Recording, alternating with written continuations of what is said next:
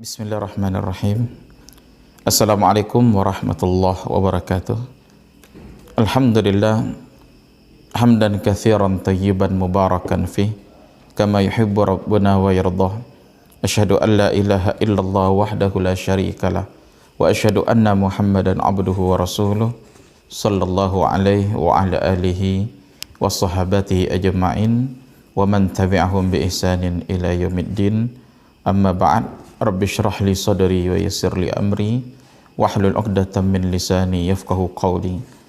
Ikhwani wa akhawati, kaum muslimin, kaum muslimat yang dirahmati Allah Subhanahu wa taala.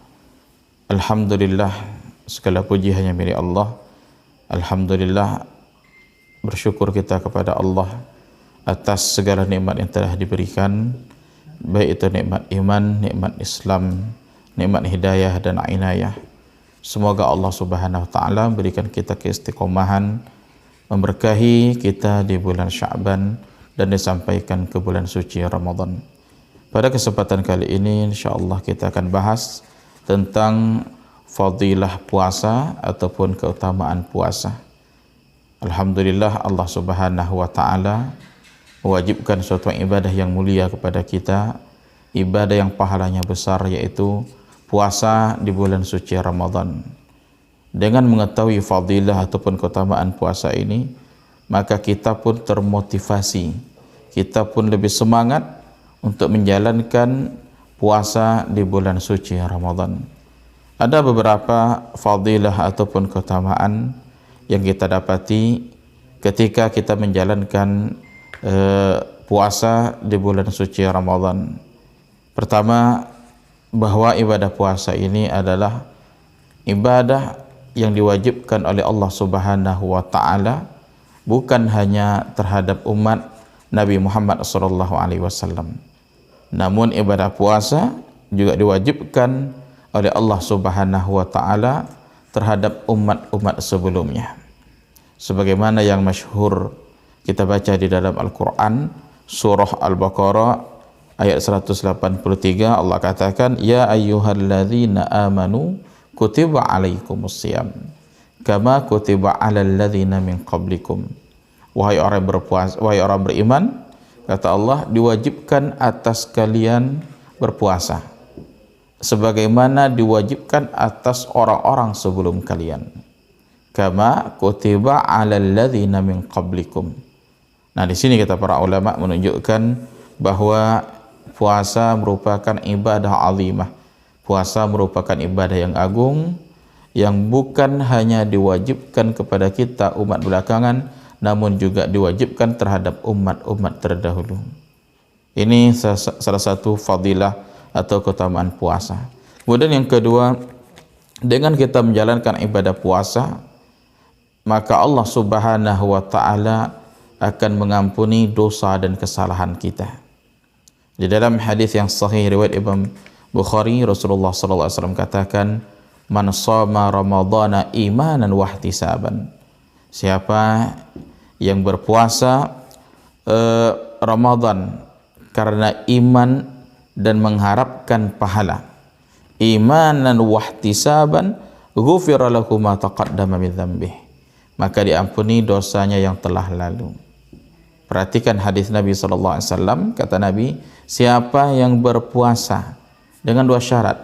Pertama, karena iman, beriman kepada Allah Subhanahu wa taala, dia ikhlas dan ridha dengan kewajiban yang Allah berikan.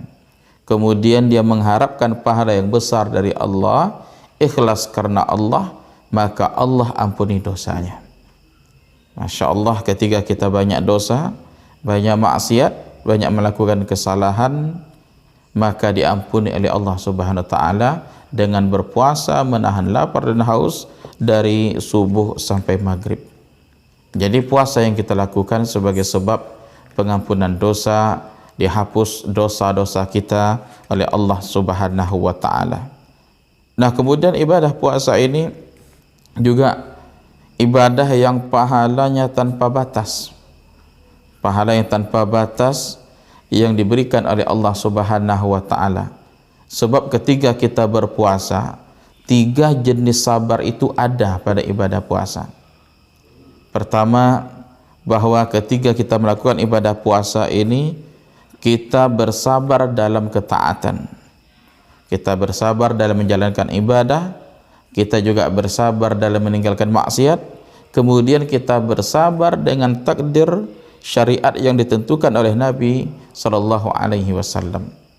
Jadi 3 bentuk sabar itu terkumpul di dalam ibadah puasa. Makanya wajar puasa ini diberikan pahala oleh Allah Subhanahu wa taala tanpa batas.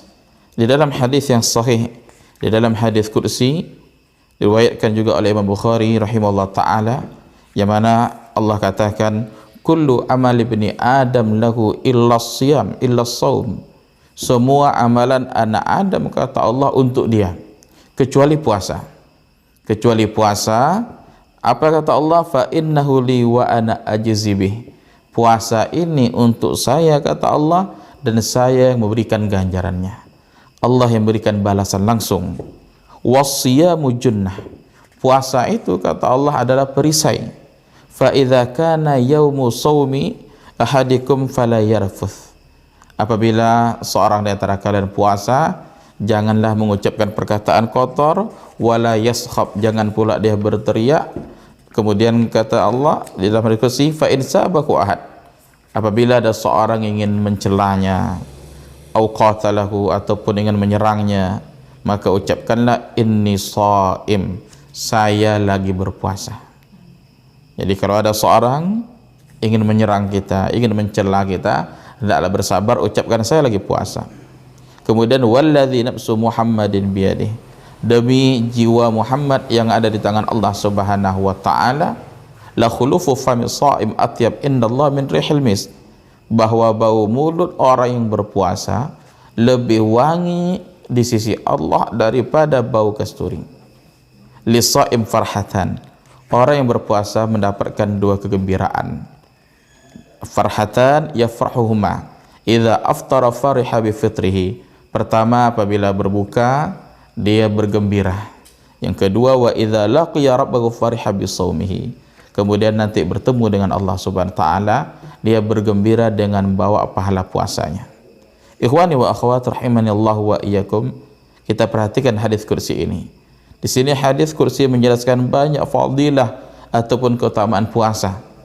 Pertama, kata Allah di dalam hadis kursi bahwa puasa ini adalah untukku dan saya, kata Allah, yang memberikan ganjaran langsung. Apa makna hadis ini? Bukankah semua ibadah kita untuk Allah? Salat, sedekah, haji, umrah, baca Quran, bukankah untuk Allah? Nah, namun kenapa di hadis ini puasa disebutkan oleh Allah di dalam hadis qudsi untukku dan saya langsung yang memberikan ganjaran? Di sini banyak penjelasan para ulama.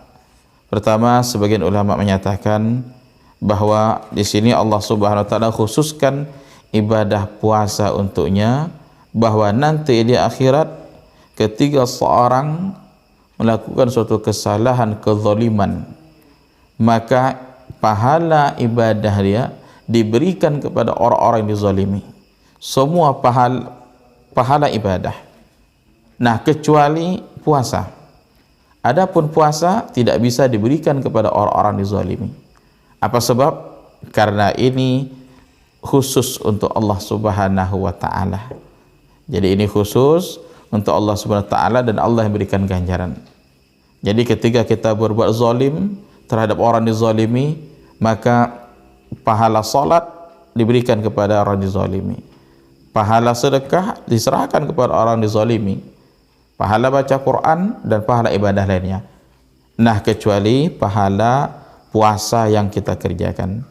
Karena ini khusus untuk Allah Subhanahu wa taala, disimpan khusus oleh Allah. Masya Allah, ini kelebihan ibadah puasa. Sebagian ulama mengatakan bahwa karena ibadah puasa ini adalah rahasia antara seorang hamba dengan Allah. Ibadah hati, keikhlasan yang paling tinggi.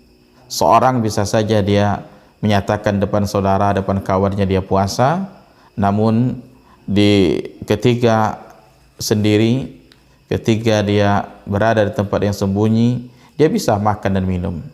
namun dia tidak akan lakukan. Dia tidak makan, tidak minum. Apa sebab? Karena dia yakin Allah melihatnya, maka dia jaga ibadah tersebut, dan dia melakukannya karena Allah Subhanahu wa taala. Nah, ikhwani wa akhwat rahimani Allah wa iyyakum, jadi ini ibadah puasa dikhususkan untuk Allah Subhanahu wa taala. Kemudian di hadis ini juga dikatakan bahwa ibadah puasa merupakan junnah. Junnah itu adalah tameng atau perisai. Makna perisai di sini adalah perisai yang bisa menahan kita, mencegah kita dari azab api neraka. Ada riwayat lain menyatakan bahwa ketika kita melakukan ibadah puasa, maka puasa adalah junnah yastajinnu bihal abdu minan nar, perisai yang menjaga seorang hamba dari api neraka. Jadi di akhirat kelak ketika kita berpuasa, Allah jaga diri kita dari api neraka. Di dunia juga Allah jaga kita dari melakukan maksiat. Kita tidak berani melakukan maksiat. Apa sebab? Karena kita teringat bahwa kita lagi melakukan ibadah puasa. Bahkan ketika ada seorang ingin mencelakai kita, menzalimi kita, ingin mencela kita, menyerang kita, maka kita mengatakan inni shaim, saya lagi berpuasa. Ikhwani wa akhwat rahimani Allah wa iyyakum. Kemudian di hadis ini juga dikatakan bahwa bau mulut orang berpuasa lebih wangi di sisi Allah daripada bau kasturi. Nah, di sini perlu kita garis bawahi bahwa wangi di sini adalah di sisi Allah Subhanahu wa taala. Adapun di sisi manusia, sebagaimana kita ketahui, tentu di saat kita berpuasa mengeluarkan bau yang tak sedap. Bau yang tidak sedap ini timbul karena kita berpuasa. Kenapa kita berpuasa? Karena kita cinta kepada Allah Subhanahu wa taala, perut kita dalam keadaan kosong. Nah, segala sesuatu yang lahir dari kecintaan terhadap Allah, maka Allah pun cinta. Walaupun di sisi manusia bau tak sedap, maka di sisi Allah ini lebih wangi daripada kasturi. Ada riwayat lain mengatakan yaumal qiyamah, nanti dari kiamat lebih wangi di sisi Allah Subhanahu wa taala daripada bau kasturi. Kelebihan orang yang berpuasa. Nah, kemudian ketika kita berpuasa, kita mendapatkan dua kegembiraan. Pertama, ketika berbuka kita bergembira. Yang kita berpuasa dari subuh sampai maghrib, kita tahan diri kita tidak melakukan makan, minum dan yang lainnya karena Allah Subhanahu wa taala. Ketika azan maghrib kita pun makan, kita pun berbuka, maka saat itu kita bergembira. Jadi kata Nabi, ketika kita berbuka bergembira. Kemudian nanti di akhirat, di hari kiamat kita bawa pahala puasa, maka kita bergembira ketika bertemu dengan Allah Subhanahu wa taala. Nah, sampai ada riwayat menyatakan orang-orang berpuasa disediakan khusus pintu yang dikenal dengan Babur Rayyan, pintu Ar-Rayyan. Nanti di hari kiamat Allah katakan ayunas shaibun, mana orang-orang berpuasa. Jadi orang-orang berpuasa, Allah Subhanahu wa taala memberikan mereka kesempatan untuk masuk ke pintu namanya Ar-Rayyan, alladzi la yadkhuluhu ahad ghairukum, yang mana yang lain tak boleh masuk. Karena pintu Ar-Rayyan dikhususkan bagi mereka orang-orang yang berpuasa. Ikhwani wa akhwat rahimani Allah wa iyyakum. Kemudian berikutnya fadilah puasa, bahwa ibadah puasa ini bisa memberikan syafaat. Ibadah puasa bisa memberikan syafaat bagi seorang hamba di hari kiamat. Masih di dalam hadis yang sahih diriwayatkan oleh Imam At-Tabrani dan Al-Hakim di dalam kitabnya Al-Mustadrak, yang mana Nabi SAW katakan as-siyamu wal Qur'an yashfa'ani lil abdi yaumal qiyamah, bahwa puasa dan Al-Quran nanti di hari kiamat memberikan syafaat bagi seorang hamba. Apa kata puasa? Ya Allah, ya Rabb, saya menahan dia dari makan dan syahwat, maka izinkan saya berikan dia syafaat. Kemudian juga Al-Quran mengatakan demikian, ya Allah, saya tahan dia, cegah dia dari tidur di malam hari, maka perkenankan saya berikan syafaat kepadanya. Maka Allah Subhanahu wa taala memberikan izin kepada puasa dan Al-Quran untuk memberikan syafaat. Masya Allah, ini luar biasa. Artinya apa? Nanti di hari kiamat seandainya kita masuk ke dalam neraka, maka puasa bisa mengeluarkan kita. Ini namanya syafaat. Atau seandainya kita masuk ke dalam surga, level atau derajat kita diangkat oleh Allah Subhanahu wa taala oleh puasa. Karena puasa memberikan syafaat bagi orang yang berpuasa.